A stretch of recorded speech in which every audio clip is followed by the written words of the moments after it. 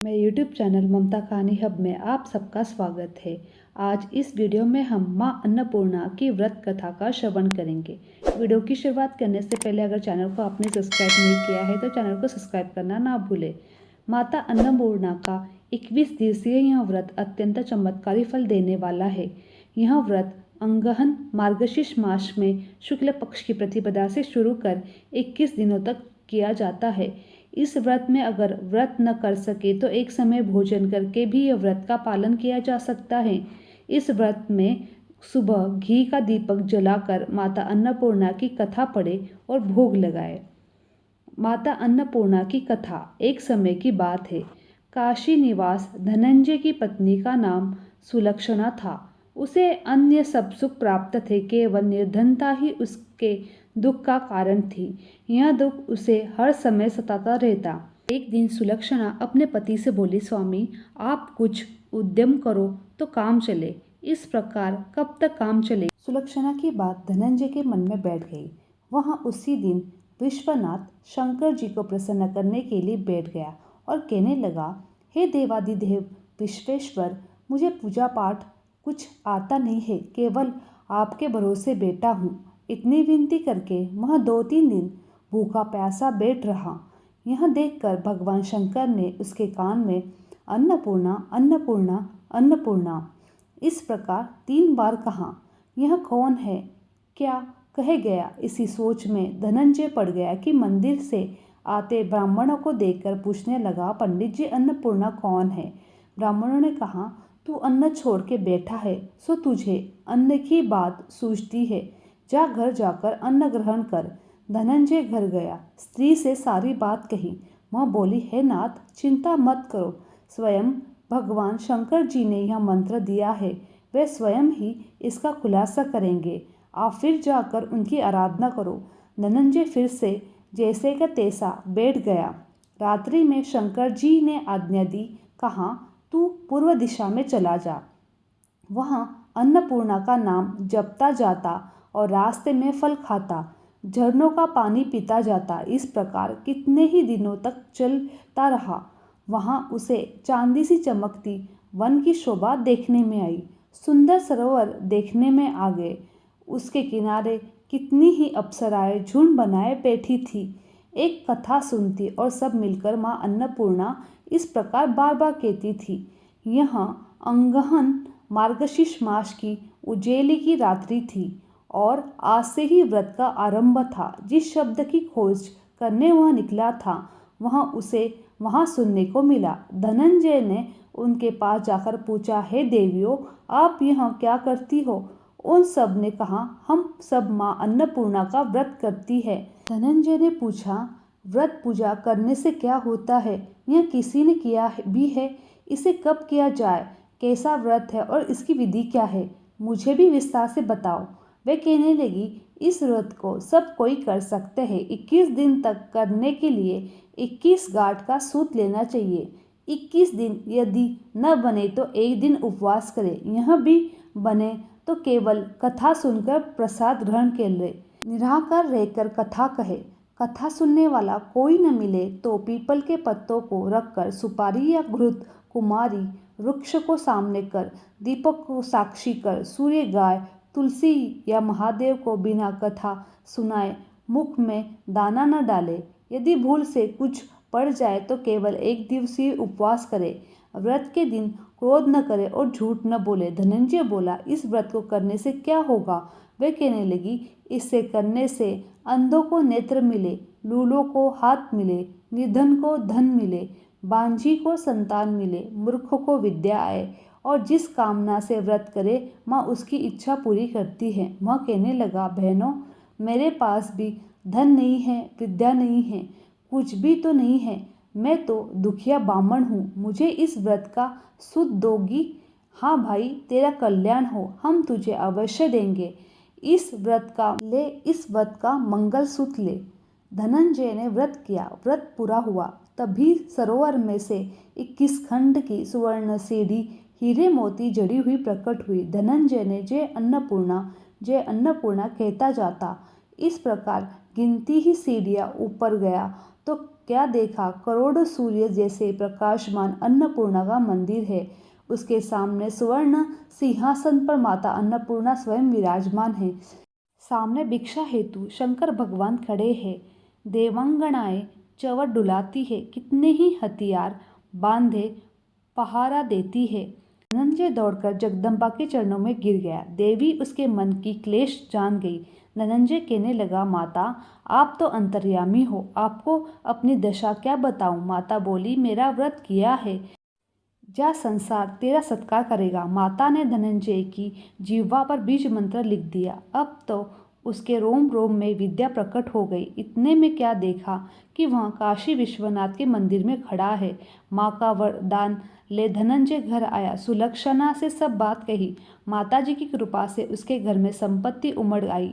छोटा सा घर बहुत बड़ा गिना जाने लगा। जैसे शहद के छट्टे में मक्खियाँ जमा होती है, उसी प्रकार अनेक सगे संबंधी आकर उसकी बड़ाई करने लगे। कहने लगे, इतना धन और इतना बड़ा घर, सुंदर संतान नहीं है तो इस कमाई का भोग कौन करेगा। सुलक्षणा से संतान नहीं है, इसलिए तुम दूसरा विवाह करो।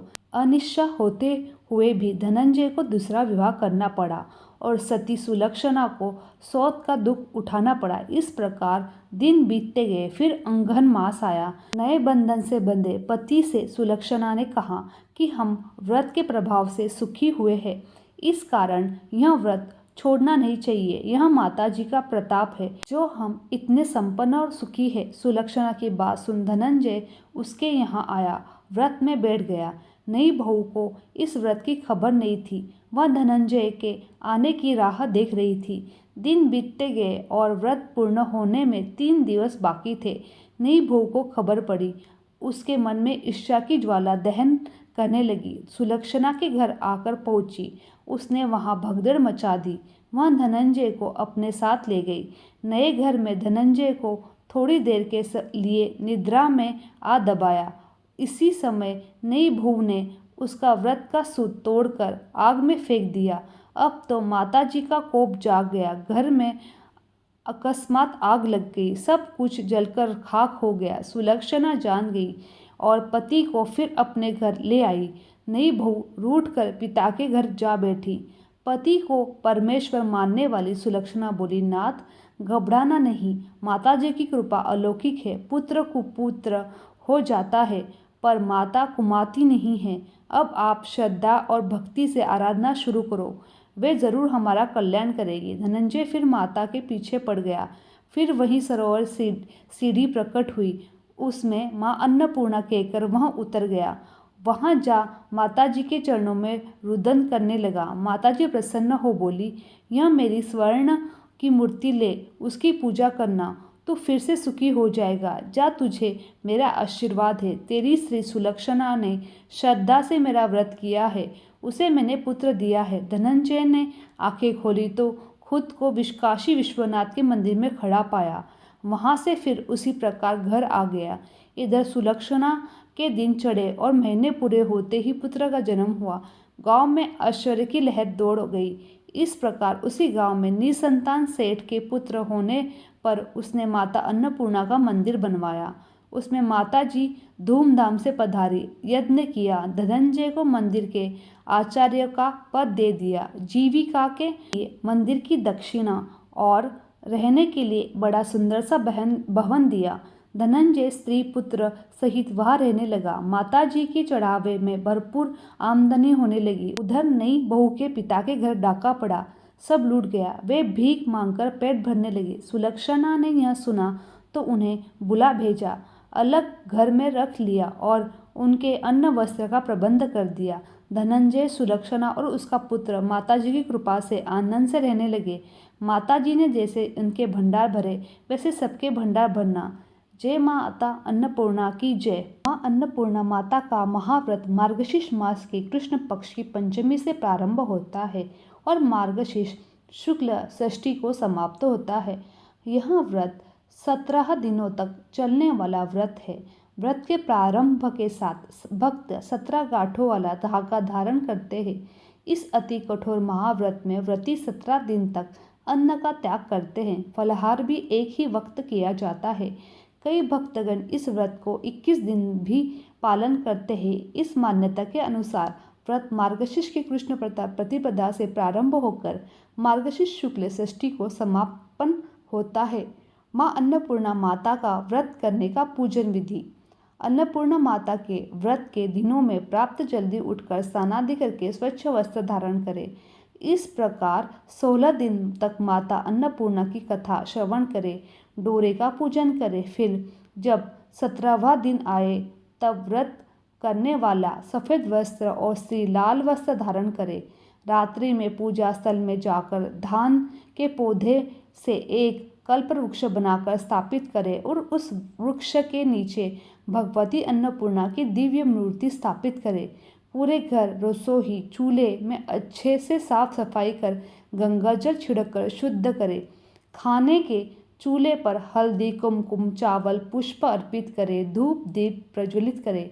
इसके साथ ही माता पार्वती, शिव जी की पूजा करें। माता पार्वती ही अन्नपूर्णा है। विधिवत पूजा करने के बाद माता से प्रार्थना करें कि हमारे घर में हमेशा अन्न के भंडार भरे रहे। माँ अन्नपूर्णा हम पर, पूरे परिवार पर, समस्त प्राणियों पर अपनी कृपा बनाए रखे। इस दिनों में अन्न का दान, जरूरतमंदों को भोजन करवाए। इस व्रत में अगर व्रत न कर सके तो एक समय भोजन करें। व्रत का पालन किया जा सकता है। इस व्रत में सुबह घी का दीपक जलाकर माता अन्नपूर्णा की कथा पढ़े, भोग लगाए। व्रत के दिनों में आहार। व्रती को निम्न खाद्य पदार्थों का सेवन करना चाहिए: मूंग की दाल, चावल, जौ का आटा, अरबी, केला, आलू, मूंग दाल का हलवा। इस व्रत में नमक का सेवन नहीं करना चाहिए।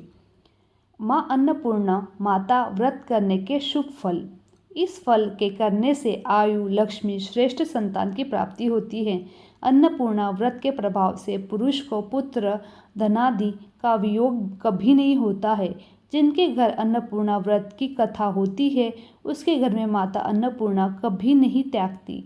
गृह में सदैव माता अन्नपूर्णा का निवास रहता है।